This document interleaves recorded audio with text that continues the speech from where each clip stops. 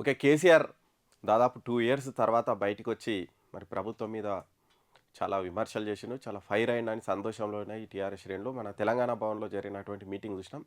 మరి ప్రభుత్వం మీదైతే చాలా నిప్పులు చెరిగిర్రు. తోలు తీస్తా అంటన్నారు.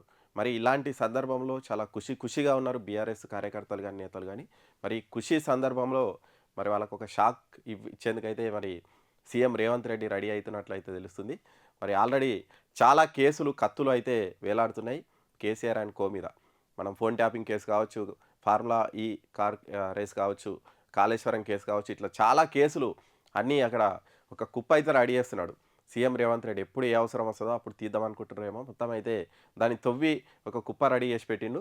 ఇప్పుడు కేసీఆర్ వచ్చి నేను పాలమూరు నుంచి యుద్ధం చేస్తా, తోలు తీస్తా అన్నటువంటి నేపథ్యంలో మరి దానికి కౌంటర్గా ఇక్కడ చూడొచ్చు ఫోన్ ట్యాపింగ్ కేసులో మరి కేసీఆర్కు, హరీష్ రావుకు నోటీసులు ఇవ్వడానికి సిట్ అయితే రెడీ అవుతుందట.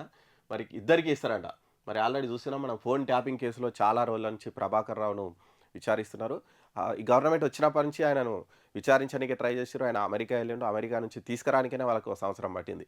పట్టిన తర్వాత ఇప్పుడు ఆయనను విచారణ అయితే చేస్తున్నారు. కానీ ఆయన చాలా విషయాలు ఏమీ చెప్తలేరంట. నాకే సంబంధం లేదు, పైయోళ్ళు చెప్తేనే చేసినా అంటున్నారంట. మరి ఆ పైయోళ్ళు ఎవరు? ఎవరు చెప్పిర్రు అంటే మరి ఉన్నతాధికారులు చెప్పిర్రు అంటున్నారంట.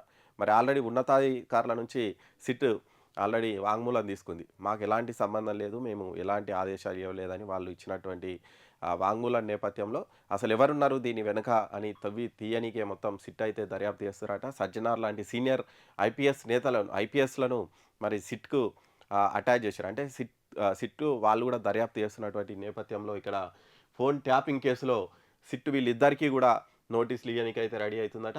ఆల్రెడీ చాలామంది అధికారుల స్టేట్మెంట్స్ రికార్డ్ చేసిరు.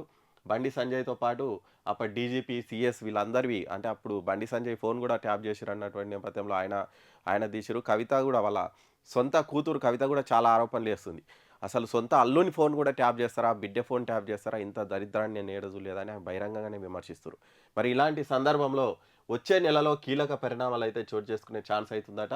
మరి వచ్చే నెలలో దీనికి సంబంధించి మొత్తం చాలా అప్డేట్స్ ఉండే అవకాశం ఉంది. ఇప్పుడు అసెంబ్లీ ఉంది. అసెంబ్లీ అయిపోయిన ఎంబడే సిట్ వాళ్ళకు నోటీసులు ఇచ్చి దర్యాప్తు చేసేటువంటి అవకాశం అయితే ఉందని చెప్తున్నారు. ఆల్రెడీ ఈ కేసులో ఇప్పటికే నలుగురు అరెస్ట్ అయ్యారు. మరి ఫోన్ ట్యాపింగ్ అసలు విచ్చలవిడిగా ఎవరి ఫోన్లు ఏంది, ఎక్కడ ట్యాప్ చేసిరని తెలియకుండా ఎవ్వరు ఫోన్ కావాలంటే వాళ్ళ ఫోన్ ట్యాప్ చేసిరట. అంటే చాలామంది ఈ ఫోన్ ట్యాపింగ్ వల్ల కొన్ని కాపురాలు కుప్పగులినాయి, కొన్ని జీవితాలు తలకిందులు అయిపోయినాయని కూడా చాలా విమర్శలు వచ్చినటువంటి నేపథ్యంలో ఆల్రెడీ ఇప్పటివరకు ఈ కేసుతో సంబంధం ఉన్నటువంటి నలుగురిని అరెస్ట్ చేసిరు. ఫస్ట్ ఆయన ప్రణీత్ రావుని అరెస్ట్ చేసిరు. తర్వాత ఇంకా భుజంగరావుని అరెస్ట్ చేసిరు. ఇక ఇంకో ఇద్దరిని కూడా అరెస్ట్ చేసినటువంటి నేపథ్యంలో ఇక్కడ చాలా ఇక్కడ చూడొచ్చు. 1 మినిట్. ఈ బీఆర్ఎస్ అయితే ఉక్కిరి బిక్కిరి అయ్యేటువంటి అవకాశం అయితే కనిపిస్తుంది. ఈ కొత్త ఏడాదిలో ఈ కారు పార్టీకి ఫోన్ ట్యాపింగ్ కేసు కావచ్చు, ఇంకా చాలా కేసులు వీళ్ళకు చుట్టుకునేటువంటి అవకాశం ఉన్నటువంటి నేపథ్యంలో ఆల్రెడీ కాళేశ్వరం కేసు కావచ్చు, ఫోన్ ట్యాపింగ్ కేసు కావచ్చు, ఫార్ములా ఈ కార్ రేసు వీళ్ళనేమి ఇది లొట్టపీస్ కేసు అంటున్నాం. మరి ఈ లొట్టపీస్ కేసులన్నీ ఒక్కసారి వచ్చి వీళ్ళ మీద పడే అటువంటి అవకాశం అయితే కనిపిస్తుంది. ఆల్రెడీ ఐఏఎస్ అరవింద్ ఎంక్వైరీకి డిఓపిటి గ్రీన్ సిగ్నల్ అట. ఇట్లా చాలా కష్టాలైతే వీళ్ళకు చుట్టుముట్టి అవకాశం అయితే కనిపిస్తుంది. ఫోన్ ట్యాపింగ్ కేసు కావచ్చు, ఫార్ములా ఈ కార్ రేసు, ఇట్లా కాళేశ్వరము ఇవన్నీ కూడా విచారణ స్టార్ట్ చేసేటువంటి అవకాశం ఉంది. ఇక్కడ చాలా ఉన్నాయి. అంటే నిజంగా తెర వెనుక ఏం జరుగుతుందనే చూడాలి. ఎందుకంటే కేసీఆర్ బయటికి రావడం, ఈ కేసుల విచారణ వేగవంతం కావడం, ఆల్రెడీ అక్కడ మోడీ కేసీఆర్ ఆరోగ్యం మీద ఎంక్వైరీ చేయడం, ఇవన్నీ కూడా చూస్తుంటే మరి రాష్ట్రంలో రాజకీయంగా అయితే ఒక పెద్ద ఏదో ఒక దుమారం అయితే రేపే అవకాశం ఉంది. మరి దుమారం బీజేపీ, బీఆర్ఎస్ 2 కలిసిపోతే ఏంటి అనేది అయితే చూడాలి. మరి ఇప్పుడే ఎందుకు చేస్తుర్రు అంటే ఇక అధికారంలోకి వచ్చిన తర్వాత బీఆర్ఎస్ లీడర్ల అక్రమాల మీద చాలా విచారణలు అయితే జరిగినాయి.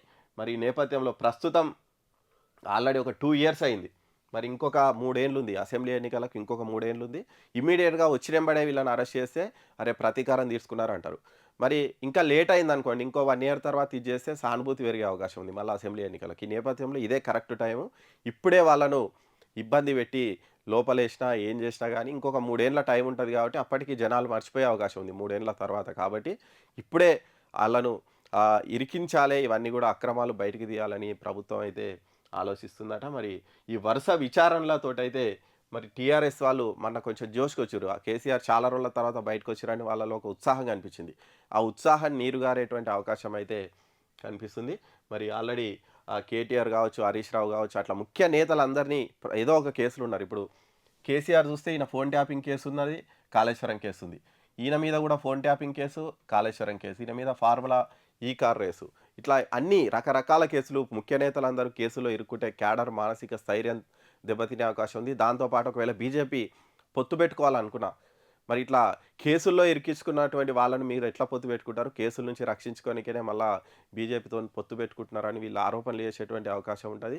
ఆ పొత్తును గూడా విచ్ఛిన్నం చేసే అవకాశం ఉంటది కాబట్టి ఒకవేళ అటువంటి ఆలోచన ఇవన్నీ గూడా చూసే మరి రేవంత్ రెడ్డి అయితే స్టెప్ ఏస్తున్నట్టుగా అనిపిస్తుంది. మొత్తంగా ఈ ఈ వచ్చేటువంటి 2, 3 నెలల్లో అయితే మరి తెలంగాణలో పెద్ద రాజకీయంగా పెద్ద భూకంపాలొచ్చేటువంటి అవకాశం అయితే మనకు స్పష్టంగా కనిపిస్తుంది.